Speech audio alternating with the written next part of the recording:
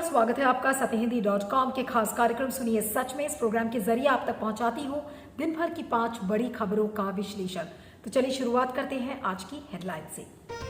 हरिद्वार धर्म संसद मामले में गिरफ्तारी नहीं, भड़के सेना व नेवी के पूर्व प्रमुख। हाईकोर्ट जज ने दी चुनाव टालने की सलाह, सपा बोली सुप्रीम कोर्ट ले एक्शन। गंगा मिशन के चीफ ने माना दूसरी लहर में गंगा में लाशें फेंकी गई। चरणजीत सिंह चन्नी बोले कपूरथला लिंचिंग मामले में बेअदबी के कोई सबूत नहीं, एक गिरफ्तार। और इत्र कारोबारी के घर 150 करोड़ रुपए बरामद, नोट गिनने की मशीन मंगानी पड़ी। तो चलिए शुरुआत करते हैं हमारी आज की पहली बड़ी खबर से। और ये खबर वही खबर है जिसके बारे में आपको मेन स्ट्रीम मीडिया में बिल्कुल चुप्पी दिखेगी, कोई इसके बारे में बात नहीं कर रहा है। और ये खबर जुड़ी हुई है हरिद्वार में जो हुई धर्म संसद से जुड़ी हुई। ये धर्म संसद हुई थी 17 से लेकर 19 दिसंबर के बीच, जिसमें कि हिंदू संगठन के लोग, साधु और संत, इन सब ने मिलकर मुसलमानों के खिलाफ कितना जहर उगला था। उसमें इस तरीके की बातें कही गई थी कि मुसलमानों की अगर जनसंख्या को खत्म करना है तो इनकी हत्या करनी पड़ेगी, मुसलमानों का सफाया करना पड़ेगा, वो भी हथियार बंद तरीके से। तो इतने जहरीले, इतने भड़काऊ बयानों के बाद और मीडिया में जिस तरीके की एक चुप्पी नजर आ रही है, उसको लेकर सोशल मीडिया पर बहुत ज्यादा लोगों में गुस्सा है। और जो प्रमुख लोगों में आज 2 लोगों के बारे में आपको बताऊंगी, और इसके अलावा भी जिन लोगों ने रिएक्ट किया है उसमें है रिटायर्ड एडमिरल अरुण प्रकाश, जो कि नेवी चीफ थे 2004 से लेकर 2006 के बीच में। और उन्होंने कहा है कि एक ऐसे समय में जब एक्सटर्नल सिक्योरिटी को लेकर काफी थ्रेट्स हैं, काफी डर है, काफी संकट है, तो एक ऐसे समय में इस तरीके का इवेंट हमारी राष्ट्रीय सुरक्षा पर और भी ज्यादा खतरा बढ़ा देता है।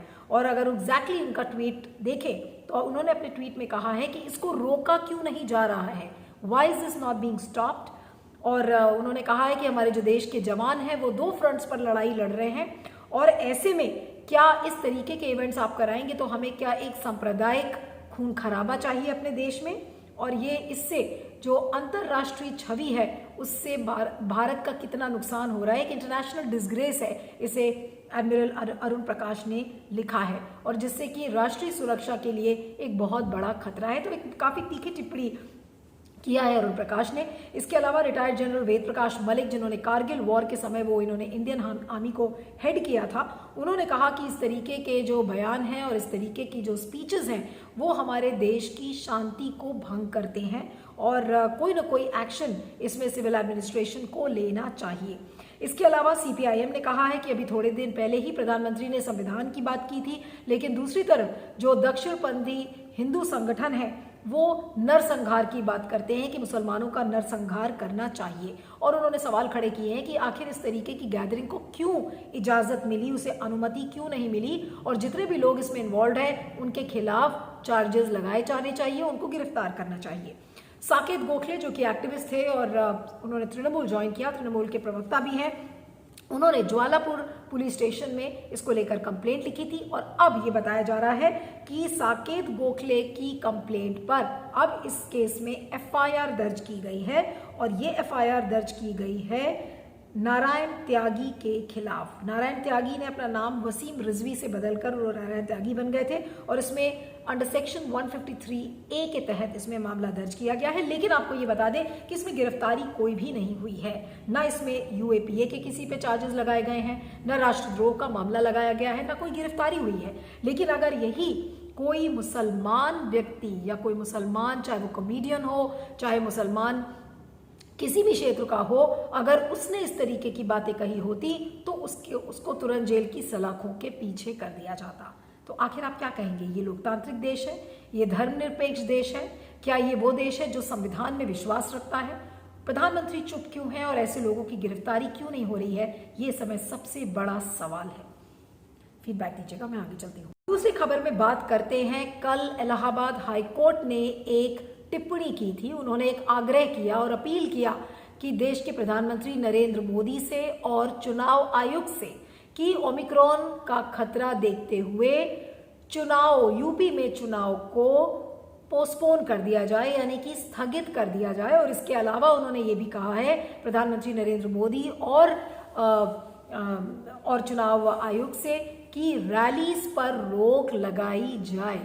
अब सवाल ये उठता है कि क्या हाईकोर्ट इस तरीके का, सबसे पहला जो इसमें मुद्दा है कि हाईकोर्ट ने अपील किया है, आग्रह किया है, अगर वो इतना ही अगर ओमिक्रॉन को लेकर वो ज़्यादा परेशान अगर हाईकोर्ट या वो जो जज है वो अगर वो होते तो हो सकता है कि उन्होंने ऑर्डर भी वो दे सकते थे। इस चीज़ को लेकर तमाम सोशल मीडिया के लोग लिख रहे हैं कि जस्टिस यादव ने ऑर्डर क्यों नहीं दिया और उस पर उन्होंने अपील क्यों किया है।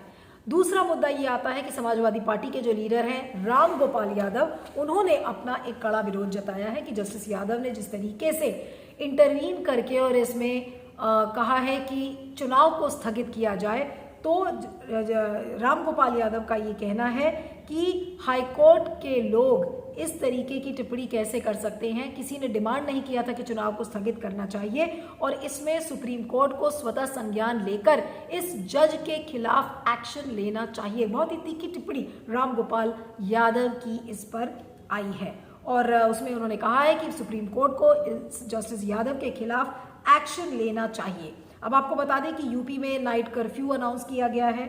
उसके अलावा इलाहाबाद हाईकोर्ट ने कल जिस तरीके से कहा है कि भाई आप चुनाव को स्थगित करिए, तो लोग ये सोचने पर मजबूर हो गए हैं कि क्या यूपी के चुनाव को टाला जाएगा, क्योंकि तमाम तरीके के सवाल बीजेपी के ऊपर खड़े हो रहे हैं कि बीजेपी की हालत बहुत ज़्यादा खस्ता है यूपी में, बीजेपी को हार का डर है और शायद इस वजह से वो चाहती है कि चुनाव टल जाए। अब बीजेपी खुद नहीं चाहती है, खुद ये काम नहीं कर सकती है, तो फिर ये काम हाईकोर्ट के एक डायरेक्टिव से या एक अपील से या आग्रह से करवाया जा रहा है। इस तरीके की बातें लोग पॉलिटिकल कॉरिडोर्स में कर रहे हैं, लेकिन हाईकोर्ट की अपनी गरिमा है, किसी जज के खिलाफ कोई भी चीज़ ऐसी बोली नहीं जाती। लेकिन ये जो ऑब्जर्वेशन आया है वो भी चुनाव के एंड मौके पर। अब आपको बता दें कि जस्टिस यादव ये वही जज हैं जिन्होंने ये कहा था कि गाय को राष्ट्रीय पशु के रूप में इसकी घोषणा कर देनी चाहिए। गाय एक ऐसा जानवर है जो कि ऑक्सीजन इनहेल करता है, एक्सहेल करता है, तो उनके जो ऑर्डर्स रहे हैं, उनके जो ऑब्जर्वेशंस रहे हैं, उस पर लोगों ने बहुत तीखी टिप्पणी की है। लेकिन राम गोपाल यादव ने जो कहा है कि इसमें सुप्रीम कोर्ट को स्वतः संज्ञान लेना चाहिए, इसमें इंटरवीन करना चाहिए, तो सवाल ये उठता है कि बीजेपी क्या अपने हित के लिए चुनाव आगे बढ़ाएगी, क्या रैलीज पर रोक लगेगा और क्या इस तरीके का एक टिप्पणी हाईकोर्ट की तरफ से आना, लोग इसमें साजिश भी ढूंढ रहे हैं कि एक साजिश का एंगल हो सकता है, एक कॉन्स्पिरेसी हो सकती है कि किसी भी आड़ में पूरे चुनाव को स्थगित कर दिया जाए, क्योंकि बीजेपी की डिलीवरी बिल्कुल फेल्ड डिलीवरी रही है जहां तक उत्तर प्रदेश में शासन का सवाल है। और ये लोगों ने ये कहा है कि योगी आदित्यनाथ ने यूपी के लिए कोई भी काम नहीं किया है। तो ऐसे में सवाल खड़े होते हैं कि क्या प्रधानमंत्री नरेंद्र मोदी हाईकोर्ट की जो टिप्पणी आई है उसकी बात मानेंगे, क्या रैलीज पर रोक लगेगा, क्या चुनाव को स्थगित किया जाएगा, अब ये देखना होगा। लेकिन आपको यहाँ पर एक बात बता दें कि चुनाव होगा या नहीं होगा या स्थगित होगा, ये जो डोमेन है वो अकेले ही चुनाव आयोग का है, इसमें हाईकोर्ट कोई निर्देशन नहीं दे सकता है। आपको याद दिला दें कि जस्टिस अशोक भूषण की एक बेंच थी 2020 में, जिसमें कि उन्होंने एक पीआईएल खारिज किया था और उन्होंने कहा था कि कोविड-19 एक आधार नहीं हो सकता है चुनाव को स्थगित करने के लिए। उस समय बिहार और बाकी राज्यों में चुनाव होने वाले थे और उस समय ये टिप्पणी आई थी और उन्होंने वो पीआईएल खारिज कर दिया था और उन्होंने कहा था कि हम कौन होते हैं चुनाव आयोग के बारे में इस बात को कहने के लिए, यानी कि जो सेपरेशन ऑफ पावर्स है कि कोर्ट का अपना काम है, चुनाव आयोग को कोई निर्देशन नहीं दे सकता है। और अब चुनाव आयोग इस पर क्या संज्ञान लेता है ये देखना होगा। लेकिन फिलहाल chief election commissioner Sushil Chandra ने कहा है कि वो अगले हफ्ते यूपी जाएंगे और जो ज़मीनी हकीकत है उसका मुआयना करके वो देखेंगे कि क्या हालात हैं और उसके बाद ही कुछ पता चलेगा। लेकिन फिलहाल जो पूरा एक कल से जो एक प्रक्रिया शुरू हुई है कि इलाहाबाद हाईकोर्ट ने इस पर अपना ऑब्जर्वेशन दिया और उसके बाद से पूरा ये जमकर सोशल मीडिया पर एक नैरेटिव बन रहा है कि ऐसा लग रहा है कि बीजेपी को अपने हार की आहट सुनाई पड़ने लगी है और अब वो किसी न किसी तरीके से इस चुनाव को स्थगित कराने में लगी हुई है। फीडबैक दीजिएगा, मैं आगे चलती हूँ। अगली खबर में बात करते हैं राजीव रंजन मिश्रा की, जो कि डायरेक्टर जनरल है national mission for clean Ganga के, यानी कि जो नमामि गंगे के हेड हैं। उन्होंने एक बुक लॉन्च की है और उस किताब का नाम है गंगा री इमेजिनिंग, रिजुविनेटिंग एंड रिकनेक्टिंग। और उन्होंने अपने एक्सपीरियंसेस को उसमें शेयर किया है। जब उनको कोविड हो गया था तो वो अस्पताल में भर्ती थे और जब तब उन्होंने वो सारी खबरें पढ़ी कि गंगा में किस तरीके से लाशें तैर रही थी और उनका मन दर्द से बिल्कुल आत्मविभोर हो गया था। और उसके बाद उनके मन में एक ही चिंता सताई जा रही थी कि किस तरीके से गंगा को साफ किया जाए। और उसी किताब में उसमें कई एक्सर्प्ट्स हैं जहां पर उन्होंने इस बात को माना है, एडमिट किया है कि गंगा में लाशों को फेंका गया था, उनको डंप किया गया था जब कोरोना की दूसरी लहर थी। और इस बुक का लॉन्च विवेक डोबरॉय ने किया है, जो कि चेयरपर्सन है advisory council to prime minister की। और उस किताब में ये भी कहा गया है कि जो तमाम जर्नलिस्ट कह रहे थे कि 1000 से ज़्यादा डेड बॉडीज़ को डंप किया गया है, तो उसमें उन्होंने माना है कि 1000 नहीं बल्कि 300 डेड बॉडीज़ थी जिनको गंगा में फेंका गया था। और साथ में इस किताब में ये भी माना गया है कि ये जो प्रॉब्लम थी ये ज़्यादातर कनौज और बलिया के बीच में थी। और साथ में इस किताब में ये भी कहा गया है कि ज़्यादातर जो बॉडीज़ बिहार में पाई गई थी वो डेड बॉडीज़ यानी कि वो लाशें यूपी से ही आई थी। अब आपको बता दें कि इस किताब से योगी आदित्यनाथ की जो शासन है, जिस तरीके से उन्होंने कोविड प्रबंधन को लेकर अपने स्टेटमेंट्स दिए हैं, उन सारी चीज़ों पर सवाल खड़ा होता है। नमामि गंगे एक ऐसी ऑर्गेनाइजेशन है जो कि बिल्कुल एक ऑटोनमस इंस्टीट्यूशन है अपने आप में और जिस पर केंद्र सरकार की नज़र रहती है। राजीव रंजन मिश्रा प्रधानमंत्री के अंडर में काम करते हैं, उनके निर्देशन से काम करते हैं। तो ऐसे में यूपी चुनाव सिर पर है और उनकी ये किताब आना, कोई ना कोई इसमें राजनीतिक एंगल भी नज़र आता है कि कहीं योगी आदित्यनाथ को नीचा दिखाने के लिए ये किताब तो नहीं लिखी गई है। अगली खबर में बात करते हैं पंजाब की, जहां पर आज मुख्यमंत्री चरणजीत सिंह चन्नी ने, जो अभी हाल में कपूरथला में बेअदबी का मामला कथित रूप से सामने आया था, तो उसमें आज चरणजीत सिंह चन्नी ने ये कहा है कि कपूरथला में बेअदबी का कोई सबूत नहीं मिला है और एफआईआर जो दर्ज की गई थी उसमें बदलाव किया जाएगा, संशोधन किया जाएगा। अब आपको याद दिला दें कि कपूरथला का जो वाकया था वो अमृतसर के बाद आया था, जिसमें कि एक व्यक्ति ने निशांत साहब को हटाने की कोशिश की थी, फिर भड़काई भीड़ ने पीट कर उसकी हत्या कर दी। पुलिस ने पहले ही कहा था कि ये चोरी का मामला लगता है, इसमें बेअदबी के कोई ज़्यादा संकेत नहीं मिले हैं और आज उस बात की पुष्टि चरणजीत सिंह चन्नी ने कही है। और गुरुद्वारा का जो केयरटेकर है उसके खिलाफ हत्या का मामला दर्ज किया गया है। और ये जो घोषणा है चरणजीत सिंह चन्नी के द्वारा, ये इसलिए महत्वपूर्ण है क्योंकि जिस समय ये कपूरथला का मामला सामने आया था, बेअदबी, ये कहा गया था कि बेअदबी के कारण इस व्यक्ति को भड़काई भीड़ ने पीट कर इसकी हत्या कर दी। उस समय अमरिंदर सिंह ने भी कहा था कि इस तरीके के जो हादसे होते हैं वो ठीक नहीं है और वो उसको कंडेम करते हैं। बेअदबी के बारे में लोगों ने बोला था, लेकिन लिंचिंग के बारे में किसी ने भी नहीं बोला था। लिंचिंग के ऊपर जो चुप्पी थी राजनीतिक दलों की, उसकी बहुत ज़्यादा आलोचना हो रही थी। उसी तरह से नवजोत सिद्धू ने भी कहा था कि इस तरीके की बेअदबी जो करता है उसको सड़क पर फांसी लगा देना चाहिए। इस तरीके के बयान नवजोत सिद्धू की तरफ से भी आए थे और बार बार लोगों में ये बातें हो रही थी कि जितने भी राजनीतिक दल हैं वो बेअदबी की बात करते हैं, लेकिन लिंचिंग, जो भड़काई भीड़ जिस तरीके से बिहेव करती है, उसके बारे में सब चुप रहते हैं और क्यों नहीं बोलता। तो चरणजीत सिंह चन्नी ने एक बार साफ किया कि ये मामला चाहे बेअदबी का ना भी हो, लेकिन लिंचिंग के मामले में उन्होंने ये साबित किया कि लिंचिंग को लेकर उन्होंने इस तरीके का, अब वो एफआईआर में संशोधन करेंगे और संशोधन में उसमें हत्या का मामला दर्ज किया गया है। तो अपने विरोधियों को एक तरीके से उन्होंने चुप कराया है और वो लोग भी जो कि बार बार ये कह रहे थे कि देखिए लॉ एंड ऑर्डर इस समय पंजाब का ठीक नहीं है, तो एक तरीके से चरणजीत सिंह चन्नी ने ये दिखाया है कि देखिए ये बेअदबी का मामला नहीं था और ज़बरदस्ती एक भड़काई भीड़ ने इस तरीके से एक व्यक्ति की हत्या कर दी है। अब आपको बता दें कि इस एफआईआर के साथ साथ 100 अज्ञात लोगों के खिलाफ भी मामला दर्ज किया गया है। उसमें बताया गया था कि करीब 30 लोग ऐसे थे जो कि हथियारों से लैस थे, तो उनके खिलाफ भी ये मामला दर्ज किया गया है क्योंकि लोग ये कह रहे थे कि जो भड़काई भीड़ है उसके खिलाफ एफआईआर नहीं हो रही है और आपने एफआईआर किसके खिलाफ की है। तो आज उन सारे सवालों पर एक तरीके से विराम लग गया है और चरणजीत सिंह चन्नी ने अपने विरोधियों को एक तरीके से जवाब दिया है। लेकिन क्योंकि चुनाव सिर पर है, अभी आपने देखा था किस तरीके से लुधियाना के कोर्ट परिसर में इस तरीके से एक बम धमाका हुआ, अमृतसर में बेअदबी का मामला सामने आया, तो कानून व्यवस्था को लेकर बार बार सवाल खड़े किए जा रहे हैं। लेकिन उससे भी बड़ा सवाल है कि पंजाब में इतना संवेदनशील माहौल कैसे बन गया है क्या कोई बाहरी ताकत इसको बढ़ावा दे रही है? और इसमें क्या अंतर्राष्ट्रीय ताकतें भी लगी हुई हैं कि जो इस समय पंजाब को डिस्टेबलाइज करने की कोशिश कर रही हैं ठीक चुनाव के पहले? ये सारे बड़े सवाल हैं। और कुछ लोगों ने तो ये भी कहा है कि कश्मीर से ज़्यादा संवेदनशील इस समय पंजाब हो गया है क्योंकि चुनाव सिर पर है। तो देखना ये होगा कि आने वाले दिनों में चरणजीत सिंह चन्नी इस तरीके की वारदातों पर और जो अगर इस तरीके के इंसिडेंट्स होते हैं तो उनसे कैसे निपटते हैं। फीडबैक दीजिएगा, मैं आगे चलती हूँ। अब बात करते हैं इनकम टैक्स के रेड्स की। जी हाँ, जो पीयूष जैन है कानपुर के इत्र कारोबारी, उनके घर से 150 करोड़ रुपए बरामद हुए हैं हार्ड कैश।